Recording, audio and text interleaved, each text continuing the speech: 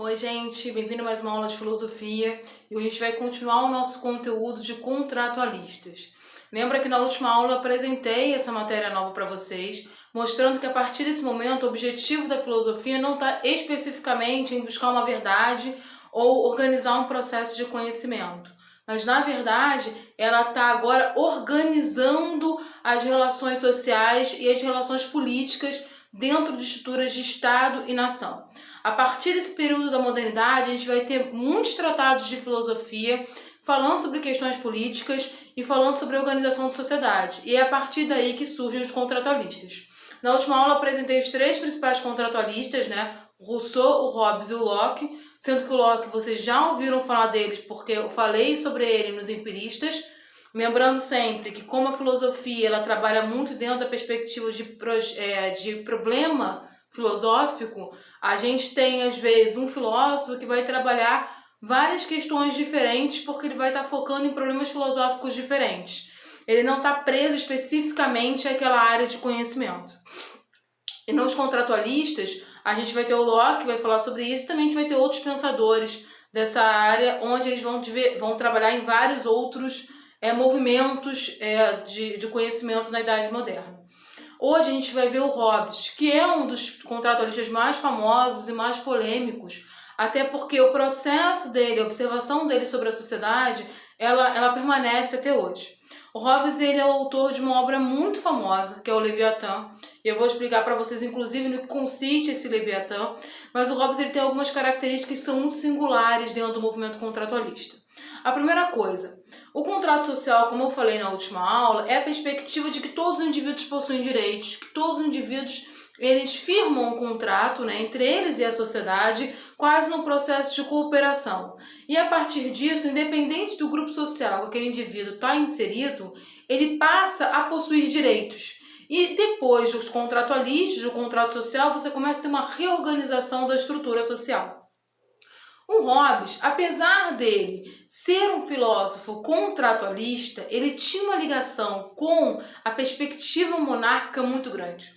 O Hobbes ele defendia com unhas e dentes a monarquia. Então, a partir do momento que ele defendia com unhas e dentes a monarquia, como é que ele vai fazer essa junção da perspectiva do contrato social com o poder absolutista? O que ele vai dizer? Que o ser humano é naturalmente mau. E quando eu falo mal, não é no sentido perverso, mas ele tem uma natureza caótica, uma natureza desorganizada. O ser humano, como indivíduo, ele não consegue se organizar. Ele é incapaz de organização. Isso na perspectiva do Hobbes, tá?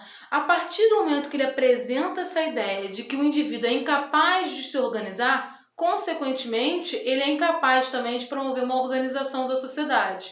Então, a partir disso, a partir dessa visão de que o indivíduo é completamente caótico, ele sai da perspectiva de que dentro do contrato social, para ele, é necessário que o Estado tenha uma força interventora, uma força com poder muito grande para organizar a sociedade e controlar esses indivíduos que são naturalmente caóticos. Eu falei que para o Hobbes o indivíduo, o ser humano, ele está numa estrutura completamente caótica, onde ele é incapaz de se organizar.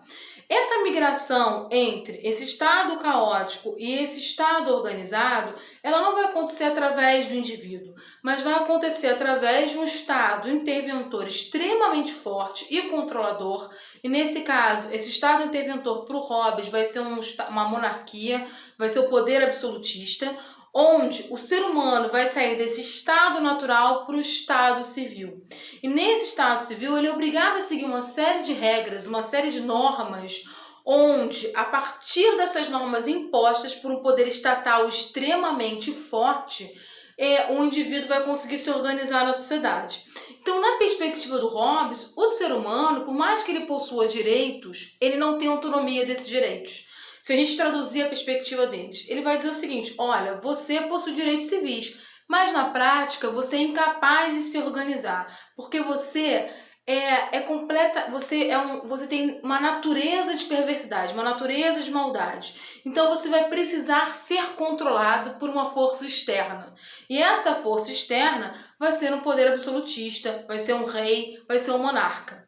Se a gente trouxer a perspectiva hobbesiana para a contemporaneidade, a gente vai perceber que o Hobbes ainda é muito seguido.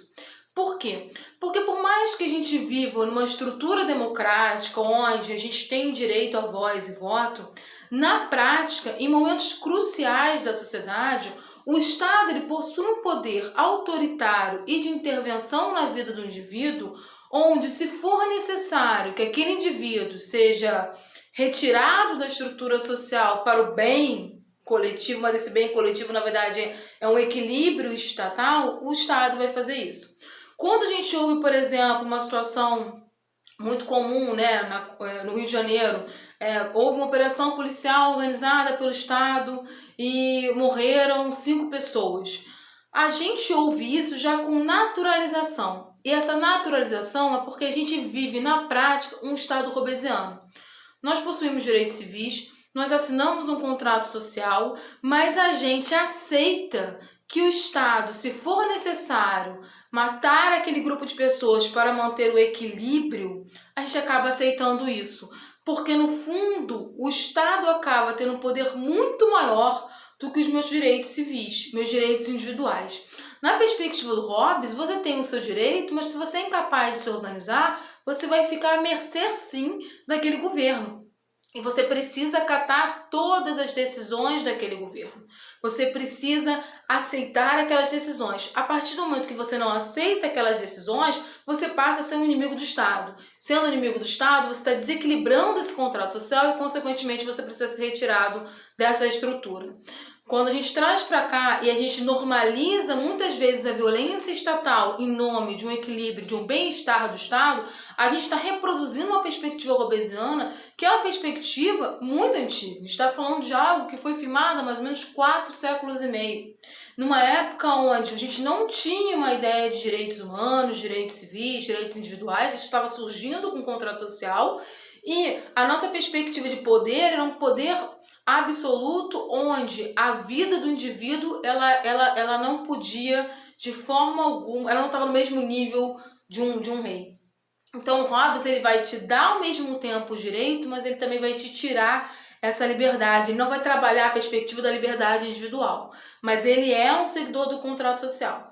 E por que a principal obra dele é o Leviatã? O que é o Leviatã? O Leviatã é um monstro bíblico marinho que é enorme, é como se ele fosse um rei, né, embaixo dos mares, e ele protege todas as pobres criaturas indefesas, e para essa proteção ele pode utilizar qualquer método. Olha a analogia, né? O poder absoluto de um rei protegendo o pobre indivíduo que nasceu naturalmente mal e que nessa perspectiva de incapacidade de se organizar, esse rei benevolente vai te proteger. Então, o que o Hobbes tentou fazer foi a junção de um Estado hobbesiano, um Estado contratualista, mas com um Estado monárquico. E se a gente trouxer a perspectiva para a contemporaneidade, por mais que a gente viva estruturas democráticas no Ocidente e na América do Sul, eu vou abrir uma parêntese aqui para vocês, lembrando sempre que para os ocidentais mesmo, que são os europeus, os americanos, o Ocidente é norte, tá? A gente é americano do sul mesmo, a gente nem se enquadra muito na civilização ocidental, na perspectiva deles, mas a gente fala que é ocidental porque boa parte da construção da nossa cultura é ocidental. Mas, para as democracias ocidentais, por mais que o indivíduo possua a liberdade dele não pode estar acima do poder estatal. Então, nossa democracia, nosso contrato social, nossa democracia, ela é hobbesiana.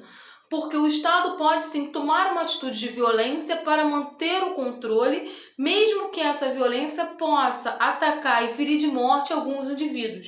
Pelo bem do Estado, o direito do indivíduo muitas vezes é retirado ou minimizado.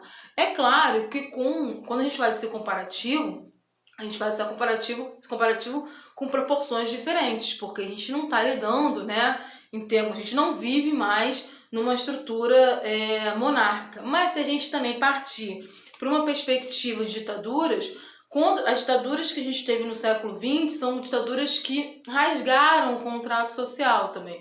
Então elas não seguem essa linha hobbesiana, né? Elas não seguem essa linha de te dou o direito, mas te controlo o seu direito completamente. No caso, as ditaduras que nós tivemos durante o século XX, elas retiraram esses direitos. Uma das principais características eram a retirada dos direitos civis.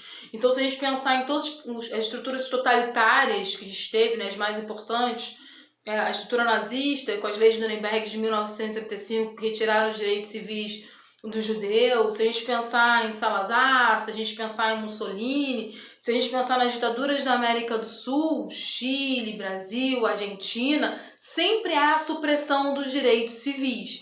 E os direitos civis são a principal, são os direitos individuais, que se tornam depois direitos civis, elas são as principais conquistas do contrato social. Então, no Estado robesiano, você tem o seu direito. Porém, se o Estado considerar que é necessário intervir nesse direito e é necessário, de uma certa forma, retirar a sua autonomia, ele vai fazer isso. O Hobbes, especificamente, ele era um defensor da estrutura monárquica.